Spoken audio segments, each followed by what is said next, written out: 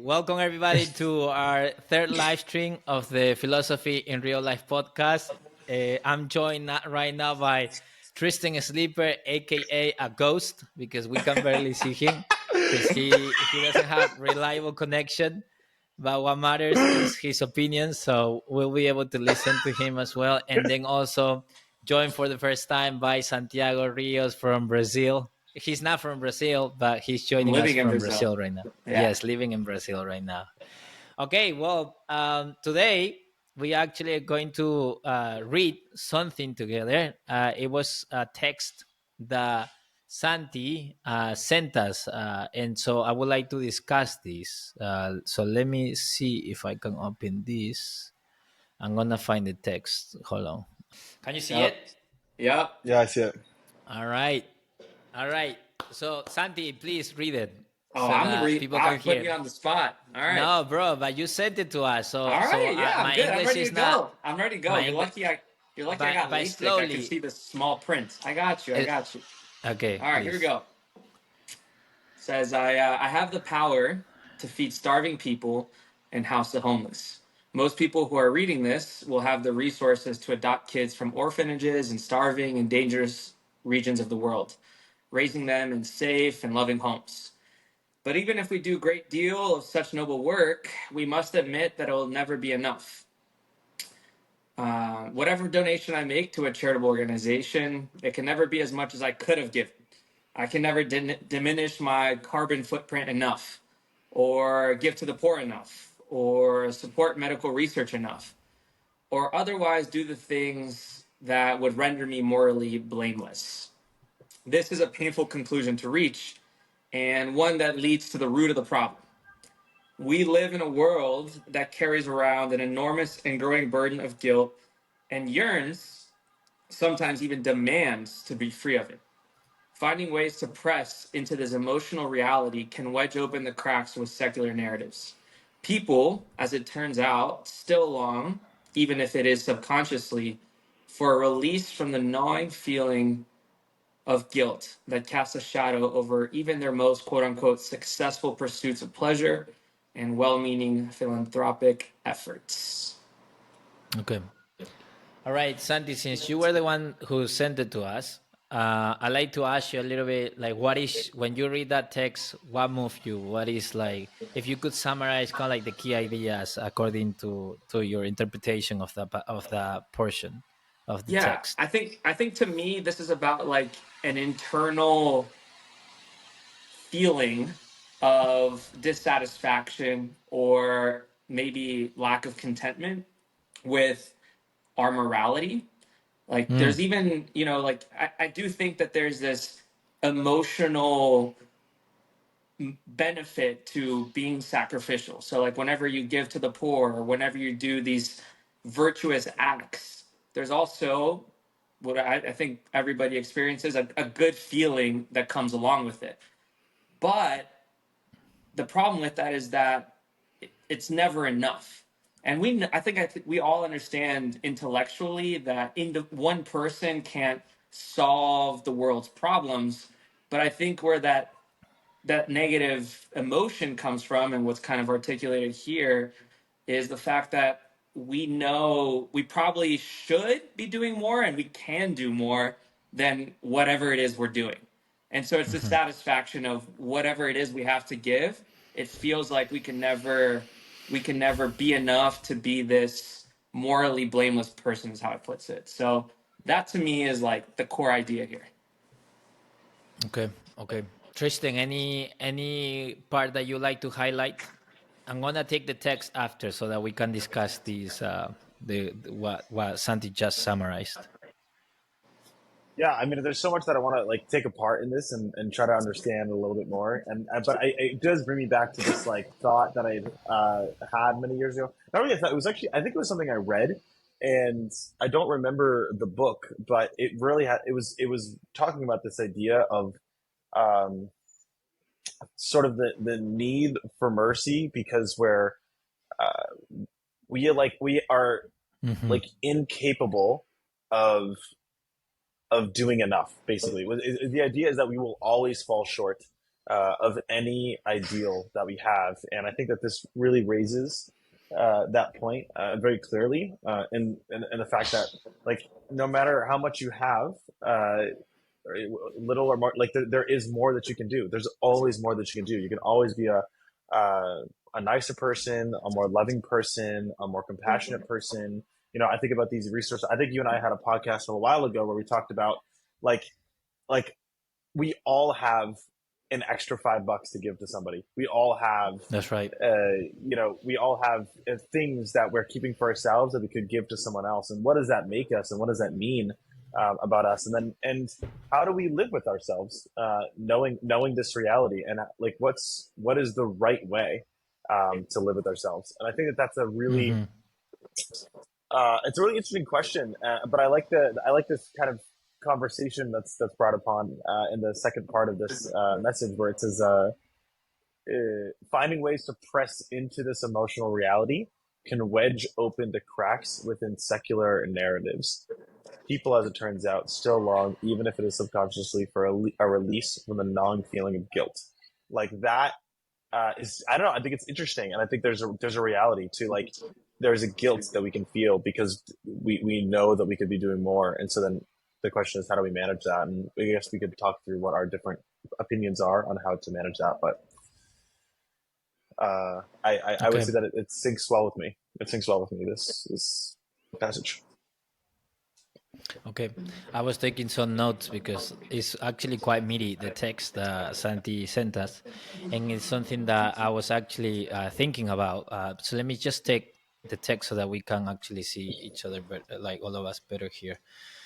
Um, yeah, I think I was reading A Secular Age by Charles Taylor, that is, well, which is a really thick book, and he explains how was it possible for 600 years ago to live in a society, or in a Western culture, Western society, in which the existence of God or belief was accessible to us all, yet back then, and it was virtually impossible not to believe, to a time in history, or right now our Western culture, in which it's virtually impossible to believe or to have a deep belief, right? Because now we live in this secular culture, pluralistic society, in which we are constantly reminded that there are so many ways in which we could carry out our actions or our way of living, and we are always faced with so many other possibilities, to choose. Like, okay, I could be doing this, or I could be doing that, and we don't have this sense of belonging into a community, in the sense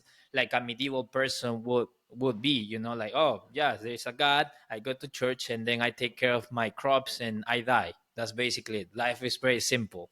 And yes, they were obviously aware of other religions. Obviously, the Muslims here, for example, in Spain, there were Christians, there were Muslims, there were all kinds of the Jews also here. Like we in Spain, for example, you have periods in which there was a intermingling of many religions, and they cohabited together. But whenever that happened, a Muslim will look at a Christian like, okay, yes, I know that of their existence and their belief, but this is still strange. They didn't contemplate becoming a Christian as a real possibility, you know. But I feel like now we live in such a society, especially in Western cultures, in which we actually feel quite moved by these real possibilities, right? And so, and something that this author was analyzing, that when I was reading this text, I was thinking about this passage, is that it has come to a point in, so to speak, Western ethical ideals, that we have this belief in universal benevolence, that is an ideal too heavy to carry, or too heavy to actually endorse, or fully realized in our lives. And he thinks that this is a development of the agape, right, the Christian love. Because, and you can see the tension here, because it's a complicated issue. When I think about it, it's like really, really complicated. For example, you have the left and the right. And for the left, it doesn't matter that you don't have the US passport. They think that you are a human being. but I know that then the right, for example, people in the right is like, yeah, that sounds like celestial music, but you still need some form of legality to control the influx of people into a country. And so you have this reality. But I feel like, for example, the left leaning people, they tend to be more empathetic of social causes and causes and minorities and refugees and all kinds of people, right?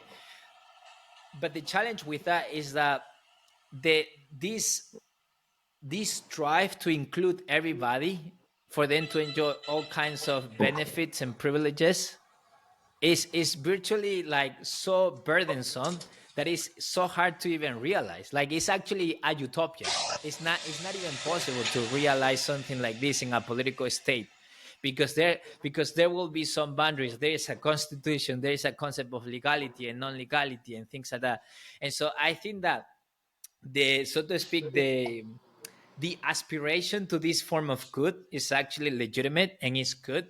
But I feel like, when, for example, when I was talking to my wife about this, because she's, openly left-leaning, a left-leaning person, and she cares about minorities and all of that, sometimes she lives in tension. And I say, yeah, I mean, there's always something else that we could do, and we don't do it. And I think that it doesn't matter like where you live, really. Like you could always even think, like, for example, in the civil war in Spain under Franco, under the dictatorship, like there were neighbors that would still give potatoes to other neighbors who were in more need, right? So you don't need to even be wealthy. Like you could, even if you're like in a quite bad predicament, you could still do more. You could still give one more potato, Mm. right? And so I think that it's just this utopia, right? This ethical ideal that is so good, but it will drive us crazy. It will take us to madness. It will just kill us. It will destroy us. And I think that that's why it's so important, to, so to speak, to place or to implement or to situate, I don't know how to say it, but to place this aspiration towards universal benevolence in, so to speak, in a hierarchy of other goods that will help you put this into the right place. I like G.K. Chesterton, an English writer. He That's used your to say guy. that the virtues in modern time, the virtues have gone mad. Like meaning, like now people either believe in just purely compassion or purely justice. But he said, hold on a second, we need both. But he said, like whenever the he saw the modern ethical outlooks of philosophies, moral philosophies in modernity, defined by this obsession with one good, and they take it to the extreme, right? Just compassion, just justice, just mercy. And he said, no, the virtues have gone mad. Like we need to put them together again. And that's what Mm. he thought Christianity did very well. Anyways, so that is kind of like my first impression. I don't know what you guys think about that. Carlos, I was thinking as you were talking, like I feel like one other layer to this that blows it up in modern society is the fact that we have such easy access to information and like things that are happening around the world that are That disasters. is right. It's a That is right. relatively new phenomenon. So like before, this concept of like, okay, I want to take care of my neighbor. If something happened in my community, if there was some sort of injustice with the people around me, then like maybe this idea of moral obligation is easier to digest because it's Right. right there and there's something directly that I can do about it. And then maybe that works a little bit better. But then now when you can hear about so many different issues going on at one time across the world. And this idea of being a global citizen and caring about things beyond your borders that I think you That is kind of right. mentioned a little Yes. bit, Yes. then it's like, okay, well, if I'm highlighting, or posting this one social issue on my social media story and raising awareness about it, there's at least 15 other issues that I'm not. But Mm. what makes one more important to raise funds for? And there's kind of these calculations, and part of that's, to what extent they're political in nature and why some get attention and over others. Mm. But I feel like we're constantly aware in the world of social media about disasters going on across the world, and this idea of like, I should care about them too, right? But what's my Mm. obligation to them? And I feel like that's a really hard pill to swallow or to try to process, as opposed to it would have been before we existed in this reality. Right. Yeah. And I I think that that is a great point, because if you're in a small neighborhood, like, is within your reach what like the help that you are able to provide. um but it's really interesting, right? Because I think that at times we even equate or confuse or conflate like actual benevolence with just feeling strongly about it, right? Feeling strongly about it, like, because, Mm. for example, like right now, if, and this is actually quite a study, the marketing and all of that of of the non-profits, like if they show you a story of a particular individual, you are more likely to be moved by that story. But if they just give you a number, or x amount of people are being killed, or this pandemic or whatever, like, then you become desensitized to numbers, and you yeah. just normalize this, because for your psyche is too much. Your psyche will seek homeostasis, will Yeah. seek balance, Hmm. and these peaks you are not able to even how to even make sense of that. It's just beyond our capacity, I would say. And Tristan, sorry, go ahead. No, no, no. I mean, I think it's real. I think that like, but what I've kind of like had to like settle on is like they're like each person kind of just has to decide the problem it is that they want to deal with and that they want to confront in the world. Like, because the reality is just, there are so many. I mean, every single person. Like, I don't know if you ever seen that video. I think it's Ricky Gervais in some show. I don't know what show it is, but he's like kind of walking down the street and some person is asking him to like feed the children. And he says, no, like, I don't want to. And the person's like, do you not care about starving children? And he's like, no, I just don't want to, like, I do care. I just don't want to donate to your, to your thing. And the guy's like, bro, like, how, have a heart. And he comes back and he goes, dude, you're out here getting paid for this. Like, let's not pretend like you're doing this out of the goodness of your heart. Like, you're out here. We all know you're getting paid. Like 70% of whatever I give you is going to be paying for you standing out here. And then he kind of keeps walking, and he sees some old lady with like who's like asking money for, I don't know what it is, and he kind of drops like $5 inside her little thing and just shows, and he like, and like other guy can see it, but he's kind of making this point. It's like, I care. Like, it's not that I don't care, but don't come to me and accuse me and try to guilt me into caring about some cause. Like, you don't know anything about my life, and you don't know what I care about. Like, the reality is, I think we kind of just have to choose. And I think I appreciate Santi's point. Like, you need to just uh like, because we know so much, like, it's almost a burden. I think about Solomon, right? Like, it's like the amount of Hmm. wisdom and knowledge that he had became a burden to him, at the end of the day. It's like he knew too much, and it was like, it's all folly. Like, it's all hovel at the end of the day. And so, like, you could, like, the best thing you could do is like eat, drink, and be merry, like, fear God. And that's all you can do with life, because what else? It's all just too much. So I think that a focus, like having a focus, I think is a really helpful way to try to, I don't know, kind of work through the noise, I guess, or try to fight through the noise of uh, the heaviness of society. And yeah. So, anyways, those are my kind of like my thoughts. I don't know what you guys think about that. Hmm. Yeah, I mean, I think the something that, for the voice of your conscience is not always the voice of reason.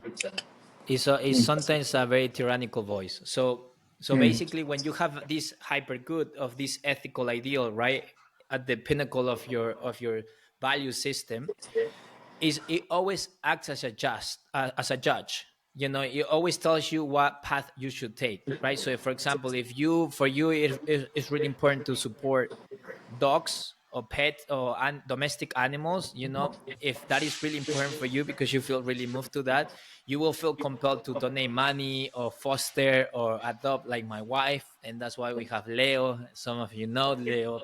Not everybody have like an adopted pit bull or something like that. We love Leo a lot.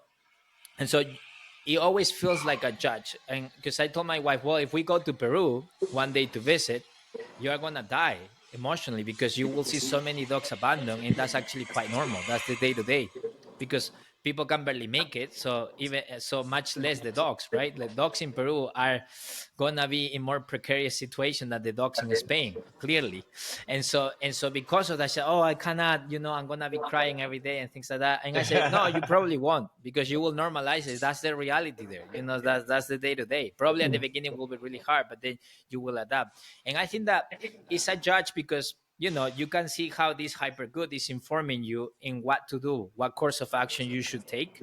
But it's a judge, because whenever you fall short, you will feel the voice of your conscience telling you, you didn't do that well, or you could do more. But it gets to a point that the voice of your conscience becomes the voice of a tyrant. And so I think that that's why Mm, I think that the text that Santi sent us is getting to that, right? That it Yeah. doesn't matter how much we do, this voice inside of us, this moral compass, or this voice that we have internalized from society and these global problems into our psyches, into our conscience, is just too much. It's a voice that we can never quiet. And I yeah. think that is where we need, so to speak, compassion, right? Because justice is like, no, you ought to do what you ought to do, period. You must do what it takes. It doesn't matter if you cannot do it. It doesn't matter, like the ideal will kill you, right? But I think that that's where compassion comes into the picture, of mercy, right? Because I think that when we think of mercy or compassion, what do we mean by that? Oh, you have done something wrong, and that's okay. So it's almost like you have this set of flaws, and I accept you the way you are.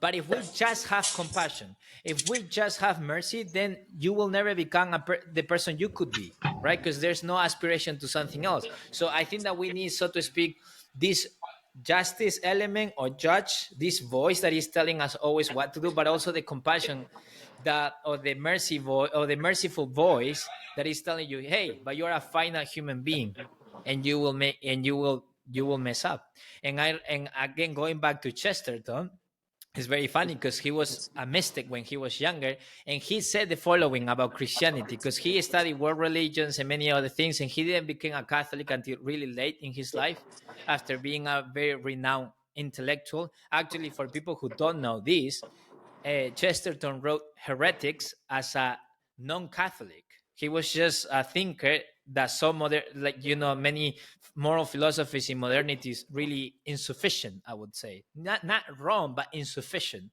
And in that insufficiency, that's where the wrongness came from, according to him. But then he said that if I'm a Christian, it's because this is the only religion in which my sins can be forgiven. And so it's getting to the side of compassion, right? Because he was driven by these ethical ideals too, but he realized that, hey, I need to be forgiven, because I'm not everything I could be. I guess that, and I think that we need to, so to speak, embrace this cosmic forgiveness towards the otherness, towards ourselves, because we are not that which we could be. Basically, we're always insufficient. We are always Yeah. lacking, so to speak. That makes sense. And I feel like you brought up a really good point. This text is mostly talking about like our internal conscience that feels this guilt based on not meeting our own value systems or what we think is right based on some philosophical idea, I guess. But Yep. the other layer is societal pressures to conform to set Mm, standard. mm, And the example that like immediately came to mind that was interesting to navigate is like tipping culture in the United States. And there's like a societal expectation based on the like minimum wage for servers that like no, you should tip, somewhere in the range between 15 to 20%. And nobody like really pushed back on that. It was like an expected thing, to the point where there's this interesting like public shaming aspect to somebody that doesn't meet that, right? Because it's sort of an injustice of you not conforming to this moral ideal of what you should do, of what is just. But then this started like expanding to like what other things should you tip for, and to give on top of what is like, I guess, the market value. And then I think a lot of companies then started adding, this optional screen to after your purchase. Like, do you want to tip 50? Now it's like starts at 20. Like 20 is the minimum, and then it goes to like 35, and you can go Ridiculous. other. But like there comes this moment where you're in the front of the line, you're checking out, and you kind of feel like everybody is looking behind you. You know, like you're gonna see like what Yeah. what I'm gonna choose. And like you're wondering, Yeah. like, what is the because it's not clear. It's like this new thing. What is the Right. expectation here? What is just? But you can apply that to so many other things where it's like, okay, not only do I feel this guilt based on my conscience and what I believe to be true and what I should be giving more to, but then I feel this pressure to conform to whatever this societal ideal that I'm, living under is. And sometimes it's not even clear, and maybe it's because there's so many different opinions about what you should do that it kind of causes a little bit of anxiety or some other negative Yeah. emotions along that process. Yeah. It's really Yeah, hard. I and keep and you thinking. cannot. No, go ahead. Sorry, go ahead, Tristan. Go ahead, go ahead. No, I was just gonna say like it's hilarious. I think about how like that has really gone out of hand. Where like now you'll go to like self checkout and they'll still ask you for like a 50% tip, and you're just like, I don't know who I'm tipping right now. Like I did this myself, but I think that what's I really am thinking about this. What is the relationship that I'm supposed to have with this ideal? Like I keep because what I keep thinking about is um, I'm like I think about I don't know. You could say take dogs. I think the dog example was an interesting example, right? Like when we kind of go further into this conversation of like, okay, why do you want to adopt a dog, right? And you might say, well, it's an injustice that there are so many dogs out there that are just unloved and yada yada yada, and then you decide to then your response to that is to adopt a dog, and this can be anything, and then I wonder, okay, like adopting a dog will not solve the problem that you are putting forth, right? You put forth a problem, right? Which is like there's so many abandoned dogs that are not loved. You taking one dog doesn't do anything to solve whatever the real problem is, right? Because the question is, well, why are dogs abandoned? Why are there so many dogs that are out there hungry? Why are there so many dogs that are out there abused? And so it makes you wonder, like this thing that I have accusing like my own head, right? Like I'm sort of this is not an accusation towards uh, you or anybody that adopts dogs. It's more of an accusation even like to myself. Like if I was to adopt a dog, was like it's like do you actually care about adopting dogs? Like I ask myself this question: how much do I really care if my response doesn't actually solve the problem and doesn't do anything for it? Like I feel like we want to justify certain things, and then this is where I wonder: like, is this the tyrant? Is this the tyrant that's like oppressing me, or is this actually a legitimate? Is this a legitimate uh, accusation against my pretend ideal? Like, do I think that I'm this amazing person because I've adopted a dog or I've adopted a child or I've done whatever, when in reality, I actually haven't done anything to solve the core problem of society? Or is this the tyrants that's just making me feel bad? I don't know if that makes sense. But like, I'm trying to work through.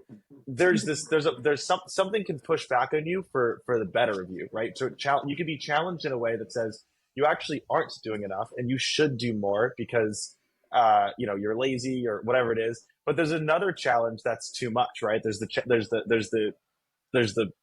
sheer fact that you can't solve all the world's problems, and so I just wonder, how do we discern the right criticism?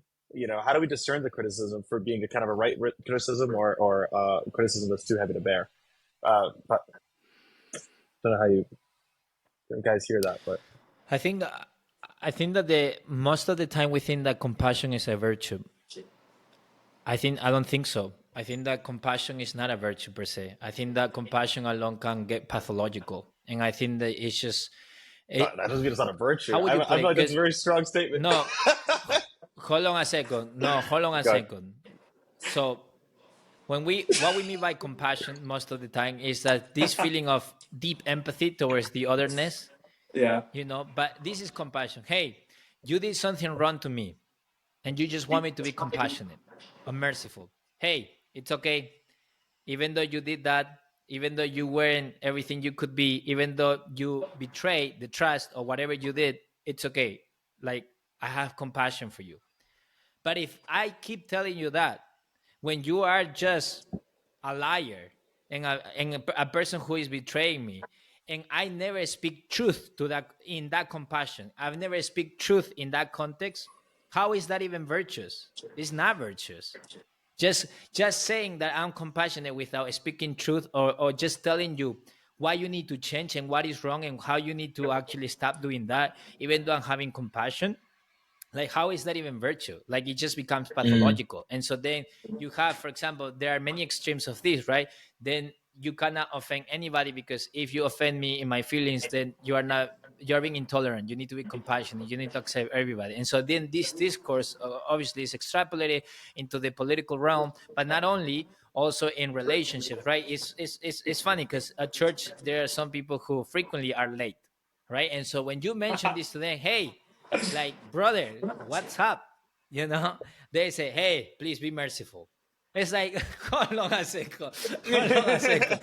Okay, so it is like the 20th time you are late, you have no children, and you live in Madrid. How is it possible that I have a newborn? I live 1 hour and a half away from Madrid, and I'm still on time, 30 minutes before church, and I'm almost never late. Now, one or two times, maybe. So, how is it? And you are asking me for compassion, right? And so, if I just extend compassion to this person, how is that virtuous? That is not virtuous. I think that in this sense, I would be, so to speak, masking my cowardice of not speaking Yeah. up, because I think that, oh, I need to be as patient as Jesus, for example, and so I'm not going to say anything to this brother. No, you are a liar. You are just afraid of speaking up, and you are masking your cowardice by saying that you are so patient and merciful, and you're just not virtuous. That is not true virtue. Does that make sense? Mm. And I think that this is where compassion gets really pathological. Just compassion alone is not virtuous. Well, in Yeah, I any That's agree. case, that's my interesting. take. I mean, I think I agree, like, with the concept. The example that you chose is really interesting, though, because I think there's these interesting, okay, like in terms of, we're talking a lot about morality and this sort of ideal of utopia and what is right or wrong, and these, in this way that, like, we Right. we all agree on what those things are, like as if everybody came to the same conclusion on what that is. But I think one of the interesting layers to it is cultural differences between different countries, for example, and what they perceive to be virtuous or good. Mm-hmm. Mm-hmm. Like, for example, like the example that you chose stuck out to me because the concept of time, for example, here in Brazil is very different than like in the United States. Like Right. in Surprise, the United surprise. States, Latin punctuality, America, baby. yeah, in the US, like punctuality is like a form of respect, right? Like if I respect you, I'm going to show up on time to our date or like to whatever, like our coffee, like to go to get Right. coffee. And Right. if by me showing up 30 minutes late, yeah, there's nuance to this, right? Like there's sort of this list of exceptions and it varies on the scenario, but in general, that's a good.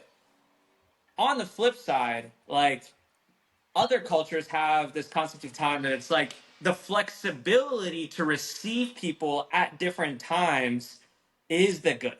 So it's like I accept you for coming 2 hours late because we live in a world where we want to not be in a Mm. rush. We don't want Okay. to like, oh, constantly feel like I need to get to the next thing. And that is the virtue we're striving for. So you know what? Like the fact that you're showing up late, this is our like we value this is a family. That's actually not that important to us as a culture. So I think there's this interesting layer of like, okay, when we agree about that right or wrong, everything you're saying totally makes sense. But what about for things that are more cultural in nature and maybe have a little bit more? It depends on where you are, and like what, and it goes back to like what you need to conform to. Right. I mean, 2 hours. Right. Two So hours is depending on crazy, the though. culture, Hey, right. I agree. I agree. Let's be very clear. I like punctuality. I value punctuality. No, go, girls. Man, she better be the one if you're waiting for 2 hours, man. She better be the one. If you're waiting for 2 hours, she I better was be the thinking, I was one. okay. I was imagining a party, and I feel like that's a little bit different too in the U.S. You don't want to show Yeah. up. You don't want to be the first one, but still, like, if you're showing up 2 hours late to a party, you're like, that's disrespectful. But here, if you're showing up on time to a party, that's disrespectful. Like, hold up, like I wasn't expecting you here. Like, I don't have anything ready. So Right. it's different. Yeah, this is obviously you are pointing out uh, this higher good, right? So punctuality maybe in the US is a higher good than other things, you know, like for example, hospitality is maintained as long as you are respectful about the time we meet, right? And so or we are planning on meeting, right? So for example, hey, if we meet at my house if we, you know, are going to meet at my house at 5 p.m., but you show up at 7, I'm no longer hospitable. Bye bye. I'm doing other things, right? And so in that case, right, in that case, punctuality is a higher good than hospitality, because Right. if you are not punctual, the other thing is this is a precondition for this to exist, right? And so, and I think that in other societies, like, you know, my mom, whenever we meet, she's always 2 hours late. Now she's 1 hour late. So hey, she's improving, you know. Compromise. Yeah, after 20 years of telling her that. But anyways, and so sometimes mercy has to be extended for a long time. But I think that the tension, okay, so this is really really interesting, because I would say that each society or each culture has this background understanding of many assumptions that we just take for granted, right? Like as I told Tristan in other podcasts, like many times our true beliefs are inarticulated, they are implicit, they are irreflexive, Sure. and they your true belief will are manifested in the way you act out in real life, day to day. What you default to, that is your true beliefs, you know. It's not what you claim. I think Westerners are really obsessive about, you know, oh, this is what I believe, and by that they mean intellectual assent to an idea or an Hmm. axiom or a premise. But I think that phenomenologically speaking, or the way we actually our belief actually are expressed by the way we experience our real life, the way what those beliefs that are irreflexive, those are the belief, the true belief that are guiding your life and informing your action. It's not what you claim to believe. That is not true. That is a secondary thing, actually. If you can, I mean, that is why there is so much cognitive dissonance, right? The discrepancy between what you claim to believe and what you actually do Right. in your life. Exactly, that gap is what Westerners have to face. It's like, oh, I thought I believed this. Like, no. And I really like, there was a thing in Hinduism, there is a saying or something like that, that each action is a form of prayer. And I like that. That is actually precise, because when you pray, for example, when you pray to the divine or to God, right, you are manifesting your longings and your desires for that you want to see in reality, right? It's something like you are manifesting or appealing to the divine for you to become that type of person that you would like to be in the future, but you are not. This is an example of prayer. When you say, hey, Father, I want to be more pure, right? So you are projecting a future self that is actualizing why you are still are not. You are just in potential that, but you need to self-actualize that in your spiritual life. So you are projecting this in our prayer. So you are hoping for the future to be better or to be a better self. So, but I think that another way of saying the same thing is that each action or each habit that is conducive to becoming a pure person is a form of prayer, right? So this is why I tell people, do not practice what you don't want to become. If you want to be a pure person, a monogamous person, do not watch porn, do not do certain things, because if you practice these things, they will shape you into that type of person that is going to be a cheater, that is going to be really hard for you to maintain a long-term relationship. But if you practice the other thing, like trying to be faithful, trying to control your mind, trying to just be open about your insecurities and all of that, and you do that deep work, those actions or these habits that are shaping you into a purer person or a more pure person is a form of prayer. And Can you so, help me? Can you help me understand that? Because like when I yeah. think of prayer, like, and I think this is for most people, the immediate thing that comes to mind is a request, right? Even in the example you gave, a request to become closer to this ideal. But Right. how are my actions and what I do on a day to day? How are they a request, or are you defining prayer in a different way than that? Well, because I mean, think this is really interesting if we go to the biblical passage, right? When Jesus says, like, pray to God as if you have received it.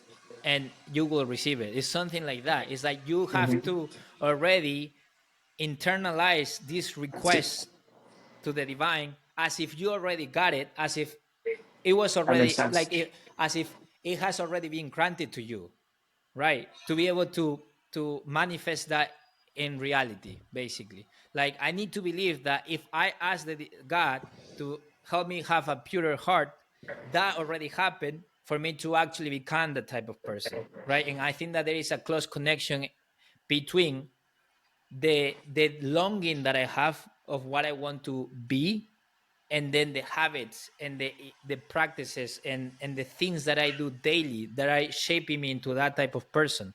And I think that when we match the two, there is a more harmonious relationship.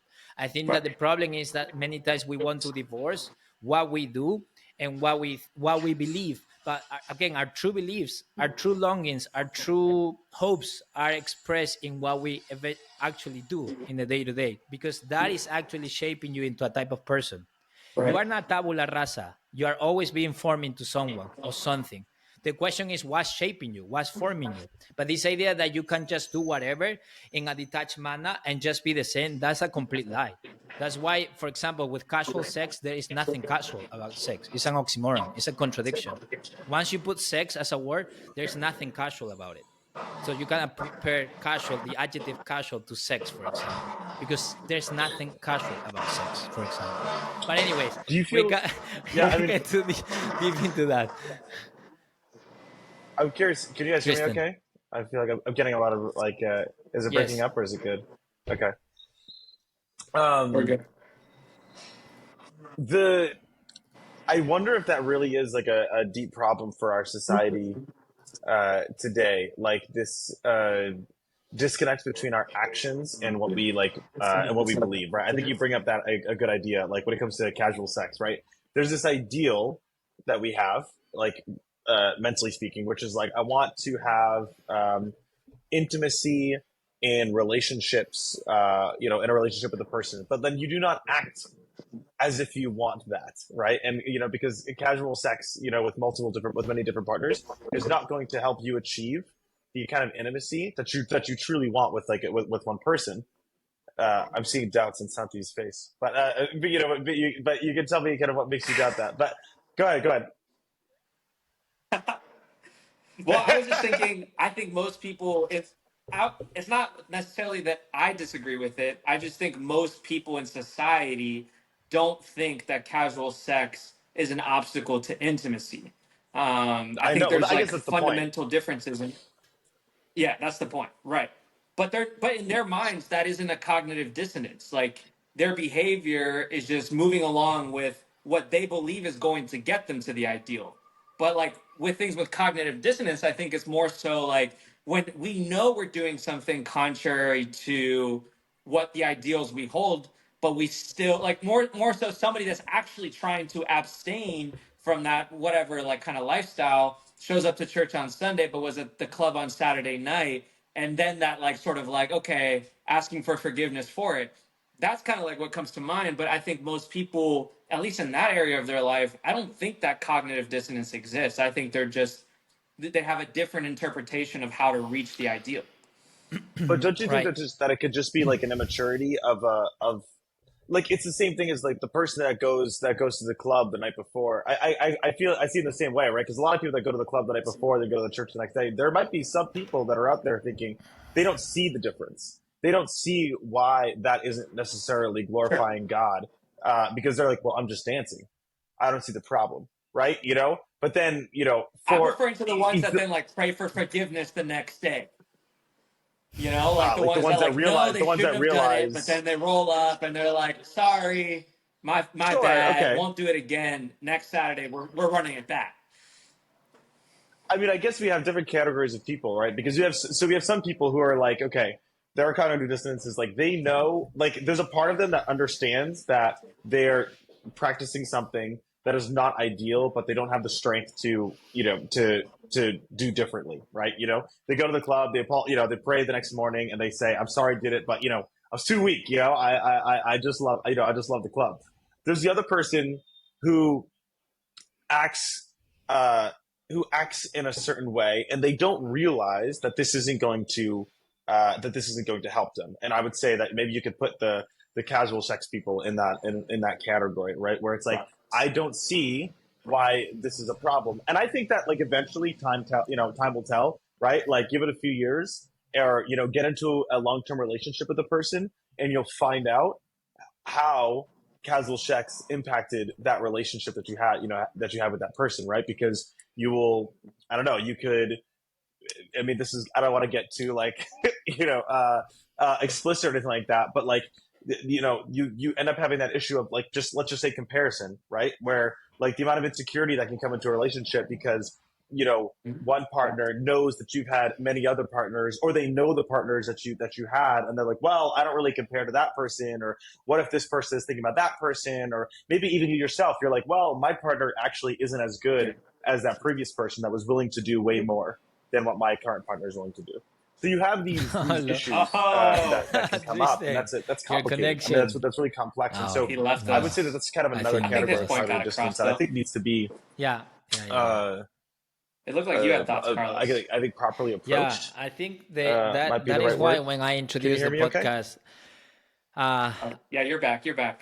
Tristan, I was yes, disconnected. I was disconnected. but you are I tell frozen. you, am I frozen? I We should heard have no. done the You got your Wi-Fi. point. I'm Got telling you. across. You're good. Okay. Um. Yeah, I should have done the Wi-Fi. Okay, okay, just switch while I make my point. Just switch Make while your I make point. my I might have to point. leave. I might have to leave, and then It's fine. I'll We probably. can't keep talking. All right. Yeah, that's fine. Just join back. It's fine because we're live, but you're able to join back, so it's fine.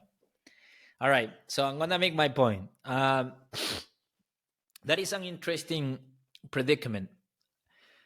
I think that part of the complexity in these examples that we were discussing is that we we we have interpretations of the world, right? So we experience life through a hierarchy of value, through goods, different goods, things that we value. And I think that nowadays there is a huge people place a huge importance on uh, pleasure, experiencing pleasure, or Yeah. self-fulfillment in the form of pleasure, hedonistic type of ways. I want to enjoy my sexuality, and it should be completely free, and all of that. And so you have this aspiration. Can you see Oh, me? yes, that's good. That's good, Tristan. Is it better? Oh, look, is Yes, Yeah. this? Can you see me clearly? I told you the Wi-Fi was the right one. kind I knew of, he was kind gonna of, rub it kind in. of, I knew he was gonna rub it in. Of kind of. course, man. You It's guys okay. told me to do We anyways. are we are going to have mercy on you. I mean, oh, do you want me to have? I'm gonna have compassion on you. Let's be clear. It's not After I great. told All you. right, but go Yeah, ahead, Carlos. exactly. It's not that great, but anyways. Oh man, it's delay. Anyways, Tristan, just listen to me, okay? Okay. I will. So what I was saying is that yes, you have these conflicting aspirations to different goods, right? And so I Right. think that we are in a predicament where we want different things to be complementary, but many times they are exclusive. They cannot coexist with with one another. For example, right, like sometimes we want to have be very fit, but many times we do not want to have the lifestyle of a person that is healthy, right? So we still want to eat pizza, not sleep at a proper time, not take care of our bodies and things like that. And so I think that there are desires that are in conflict all the time. There are rival desires, and I think that in the same way that there are rival desires or conflictive desires within us, there is also different ethical ideals or aspirations that we have in our hierarchy of value that are very hard to harmonize. For example, we were talking about like this idea of self-fulfillment in hedonistic pursuits, right, such as casual sex, hookup culture, OnlyFans, all of that stuff. And people say, oh, there's no issue, we are free to do that, self-determining freedom, self-expression, it's okay, self-fulfillment, we need to fulfill ourselves to seek happiness. And this is pretty much the contemporary ethos of Western culture, right?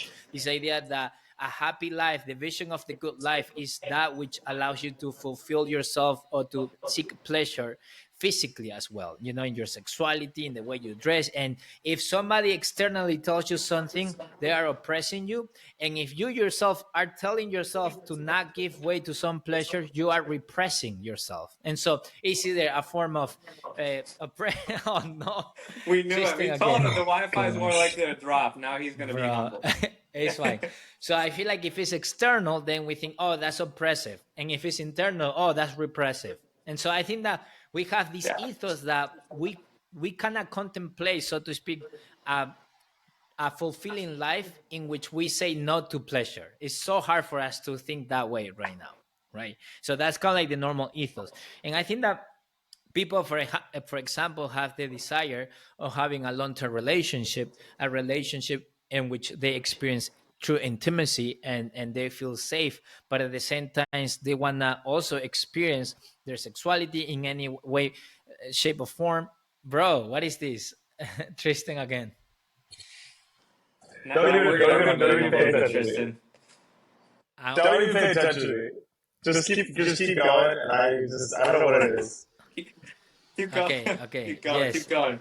Yes, I will need to cut it and edit this because it's not gonna be good for the upload. It's okay.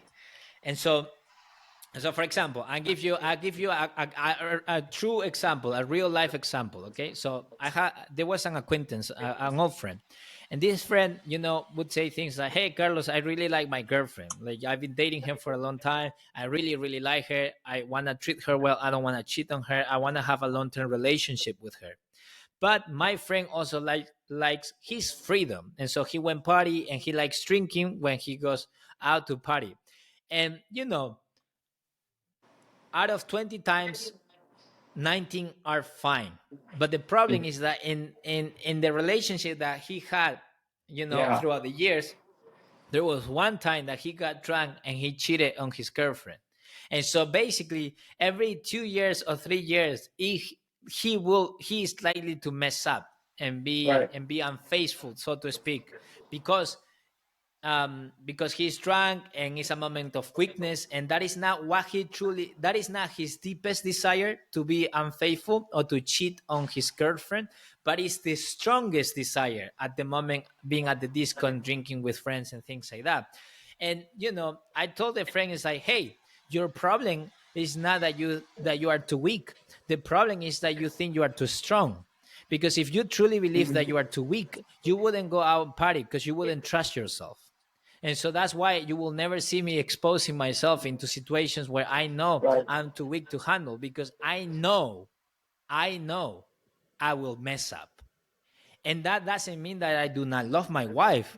That doesn't mean that I do not believe in marriage. It just means that many times your strongest desires can trump your deepest desires if you do not protect yourself and you expose yourself into situations that are quite dangerous. And I feel like for us Westerners, that is so hard to understand. It's so Yeah. hard to pay the price to these deeper longings that we have, because we still we want to what was the saying in English, like have cake and eat it too, or something like Yeah. that. Yeah. Yeah. That's exactly Yeah, it. have your cake and eat it Yeah, too. it's like, exactly, we want everything. We cannot just pick and go without something. No, we want everything. And I think that this is the issue, right? Is that we are not actually, we have this idealistic vision of how of fulfilling life, but we don't have this realistic vision that actually you have to pay a price. If you want to be this type of person who has a long-term relationship with somebody, Yeah. you have to pay the price. And this is not saying like, oh, this is horrible and things like that. No, it's like in relationships there are winters. In relationship, many times you have to cultivate the love. Otherwise it's tough.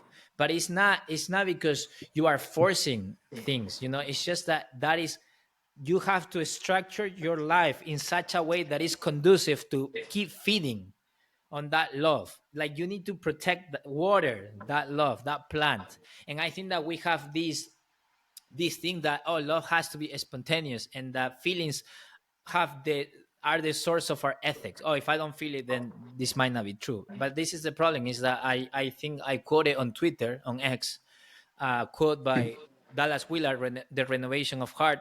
And it's something like that. Like Willard was saying, he was a philosopher, by the way. And he said that people are in all sorts of addictions and problems with pleasures and pleasure seeking activities, because they are faced with so many decisions, but they can only make those decisions based on feelings. and, and so that's the thing, is that we Mm. have give we have given too much importance to feelings as our as a source of truth or ethics or discernment. And this is the issue, is that feelings are not Yeah, enough. I hear you saying too, like just this idea that self denial doesn't really fit with this ethos of Exactly. self fulfillment. Like Exactly. in this world that really values gratifying self, It's it doesn't incompatible. follow the logic. Yeah, it's incompatible to then also hold that there's desire, strong desires, especially that I have to Exactly. gratify some really, like what do we call, like animalistic instincts that That's then right. have to be subverted to this other higher ideal. Like I feel like that just doesn't fit with modern thought that goes after self fulfillment. Although like you can see the influence, even though it doesn't fit, most people still hold it in most scenarios. Like Yeah. that's why there's still like compatible marriage structures. Obviously there's divorce rates and all those things, but for the most part, people still deny themselves and instincts that they might have because they believe in, and whether they like verbalize it or not, that union is sacred and should, trump a desire to flirt with, a colleague and then whatever else that can lead to, even when there's chemistry. And it's interesting because I do feel like society does still hold those beliefs expressed through their actions, even though they're not articulated. But Hmm. of course, there's tons of ways that those things don't line up. And for the most part, we just give in. We're just like, if I'm feeling something strongly, then, there's no real room for, hold on, is this an actual desire that is good? Is this actually something that's going to create life? Hmm. And maybe there's sacrifices that need to be made, even though I really, really want X, Y, Z. And that is why that Yeah. is the wrong interpretation of relationships or the world, because I think that one of the characteristic of a person that is more mature, and if you ask the same people who are saying, oh, so hedonistic pursuits are the way of a fulfilling life, a happy life, then you ask them, who are the people you admire the most and you respect the most and feel loved the most by? And they will tell you people who are not driven by the principle of pleasure, but by the principle of love. And I think that that is one of the main Mm. characteristics of a mature person, is that they no longer follow the principle of pleasure. They follow the principle of love. And that is something that you learn as you grow. Actually, children cannot follow, like many times they are fully driven by the principle of pleasure, what is most gratifying right now, right here, right now. They are not thinking Mm. really long term. But as you mature, as you become a more profound person, a deep person, a more spiritual person, you leave behind this principle of pleasure to be guided by a higher good that is beyond feelings. And you learn to love and do well and be reliable, even in situations where you don't feel anything but just pain and suffering. What do you I think? kept thinking So what do you about think? this study. Go ahead. Go Go ahead. ahead, Tristan. No, go Santi. Go Santi. I'll probably break up anyway. So All go right, ahead. I was just thinking about this study that it came up like a million times while I was in college, where it was like they showed, like they brought these kids into the room, and it was really simple. It was like, all right, right now I'm going to leave you with this marshmallow. If you can Hmm. hold until I come back, you get two marshmallows. But if you eat it now, you don't get another marshmallow. And like Mm. then they, like the person conducting the study steps out of the room, and without fail, like you just see the pain in like all the kids' face, like like they're just staring at this marshmallow, that like they can't resist, and without fail, like all of them take that marshmallow. I think there's like one that is like, especially with the Yeah. uncertainty of when this person's coming back. And I feel like most of us, like we're not better than those kids with like most areas of our lives. We just want that instant gratification. Myself included, I was thinking about like just phone and like the hit of social media going there so quickly. That's like my instant hit that, if I were to refuse in the moment, I would actually feel much better down the line. Yeah. But I Yep. think an Yep. issue that we have, and I don't think it's just our society. I think it's maybe just a human problem, and maybe we see it more in our society. I don't know because I never lived in any. I didn't live 100 years ago or 300 years ago, but I find that like uh, we there isn't a lot of depth to our philosophy, like the philosophy of the world. I think at the moment, like I think we when it comes to this idea of like being guided by your feelings, like there's a part of that like I understand, and like you have these strong desires. One thing that we should try to do is understand those desires. And so I think that's, but like I feel like what the world will often say is listen to those desires and do whatever it is they may or may not say. Whereas I think the right interpretation is, or like I guess the right response is more like take time to understand what those desires are and where they're coming from, and with a moral compass, you can understand better how to navigate those desires, how to handle those desires, and honestly be able to discern, are they good or are they bad? Are they going to lead to something better or not? Or whatever they might be, right? Like again, like there's so many, and I guess besides even those desires, I just keep having this in my mind, right? This idea of like I don't know if I know a specific person, but like I'm thinking about like a person who's so torn up by like uh, slavery in cocoa farms or something like that. I don't know. I'm just thinking about this because I was talking about chocolate with someone earlier today, you know. And you might have a person, right, who's super like who maybe is touched by that, right? And so they decide to abstain from eating chocolate. And okay, great. Like that's fine that you've decided to abstain from eating chocolate, but this isn't going to impact a whole lot, right? Your abstinence from chocolate isn't like that's I guess an okay response to the slavery that's going on cocoa farms in Africa. But you're really not. But if you really cared about the problem, like if that problem really genuinely mattered to you, you would understand that there's a lot more that needs to be done than just abstaining from chocolate. Or there's a lot.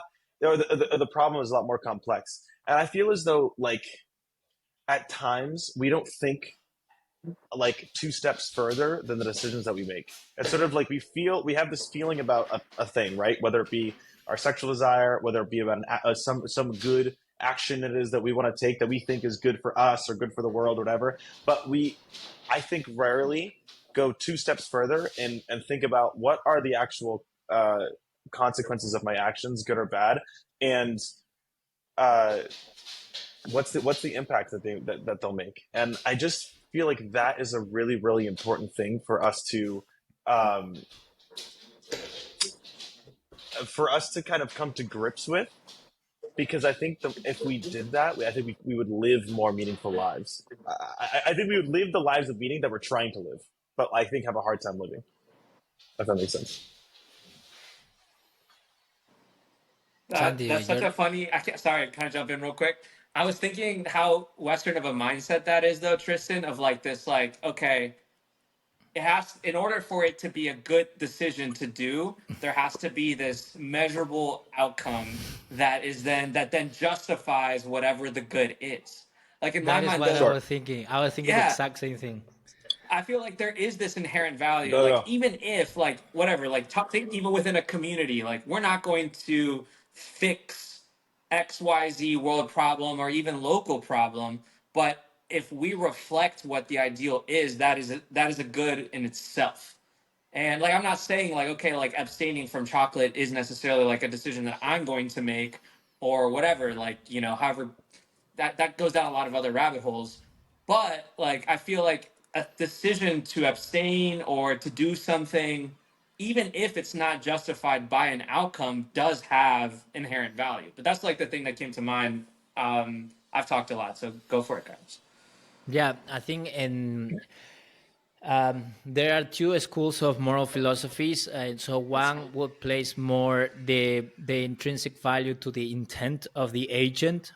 So if I intend to do good, even if my action that was well intended or well meaning, like causes bad consequences, then even though the consequences were not the reflection of my good intention, it doesn't matter. Like I acted with a good heart, so to speak, and that is already of some value.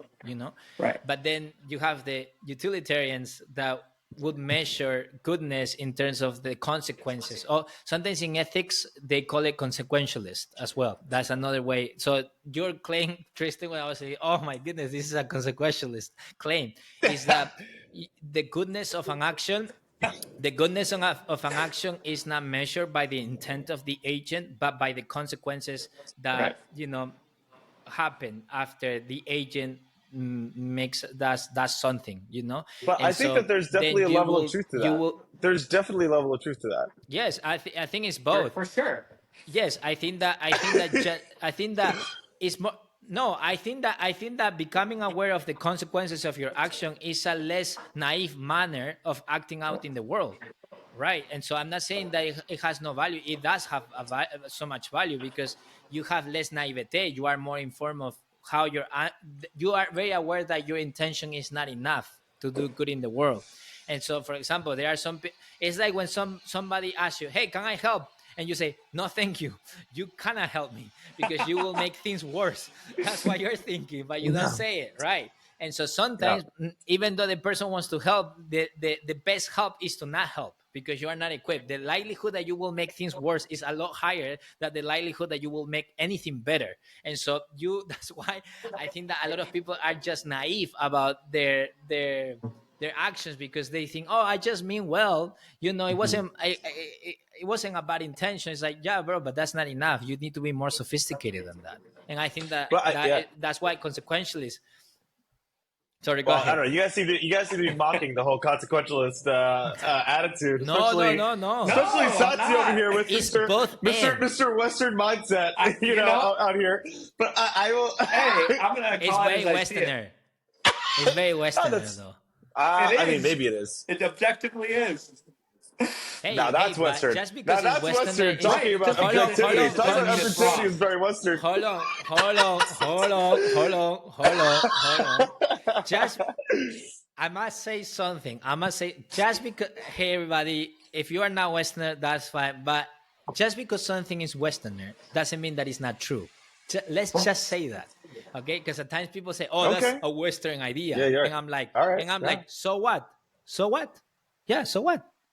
Just because the I agree. origin, or so to speak, the milieu in which that idea was fostered or promoted is Western culture, that doesn't necessarily negate the fact. Like, I mean, the law of gravity was, so to speak, formulated by Western thinkers, but that doesn't necessarily mean that the law of gravity is Right. false, right? Just because it originated in the Western milieu of the intellectuals of that time, right?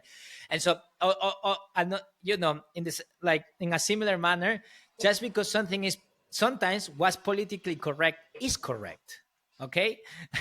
Yes, Mm. just because at times say, oh, but that's politically Yes. correct, and I'm like, bro, sometimes what's politically correct is correct, so it's Right. fine by me. You know what I mean? At times Let people me. use these labels to say, oh, nothing can be good if it's politically correct. It's like, bro, many things that are politically incorrect are actually incorrect. Sorry.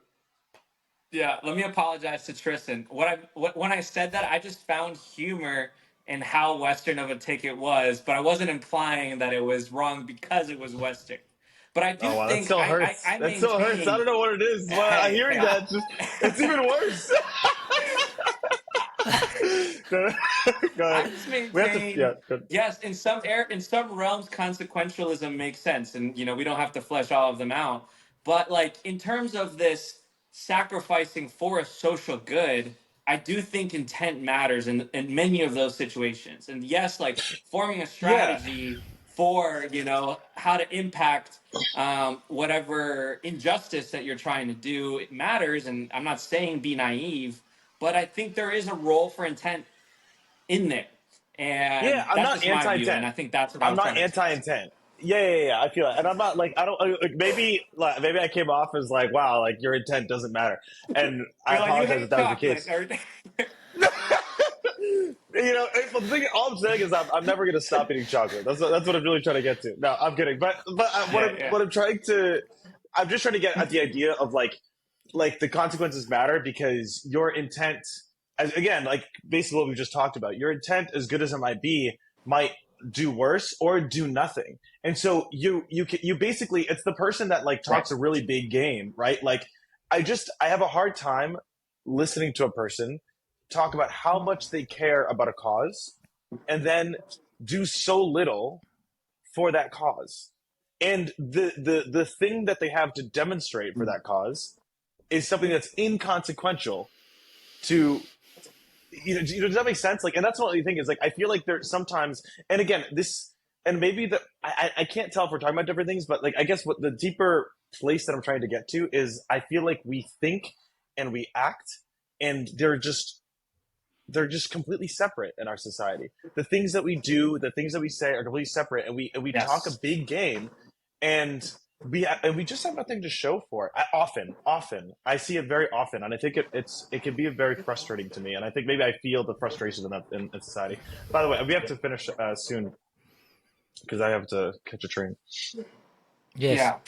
Um, yeah, I think that the whole, if we were to summarize this in in non technical language or terms like consequentialist and things like that, we would say like there are people who do the right thing for the wrong reason, and there are people uh, who does the wrong thing with the right.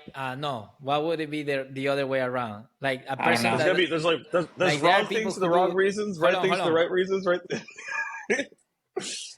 Okay, who does the wrong things with the right reason? Just I go guess with the that would. technical language is what you do best. Yeah, whatever. No, just kidding. Wow, Santi, you're on fire, man. You are Yeah, he being so really Hey is. kind. man, I feel like you My guys. I know goodness. you guys in real No, life. You just guys are kidding. spicy. I was just like, I want to Just bring kidding. in. I want to bring in He the wants to heat. bring it in. He wants to bring it Yeah. in. I'm good. I'm glad. I'm grateful we have you, Santi. People who play with fire get burned, bro. Be It's careful. coming back to me. I'm Be ready to take careful. it. So I think that in the end, what we want obviously is to do the right thing with the right, like by the having the right reason or the right intention, right? That's, I guess, this alignment that we need. Like, it's both end, so we need to have both things.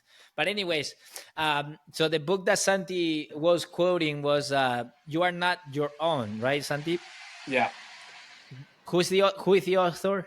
Off the top of my head, I'm blanking. We can maybe post it in the Okay, description. But you are not your own. yeah. Everybody will be in the description of the live stream or the podcast show notes. But that's everything on our end. We'll be joining you with better connection, better camera quality, and all of that. And yeah, with Apologies. Tristan's Wi-Fi next time. But Apologies. that's everything on our end. And yeah, I mean, say bye, everybody. Goodbye, everyone. I'm so sorry for my connection. Thank you for your patience. Peace.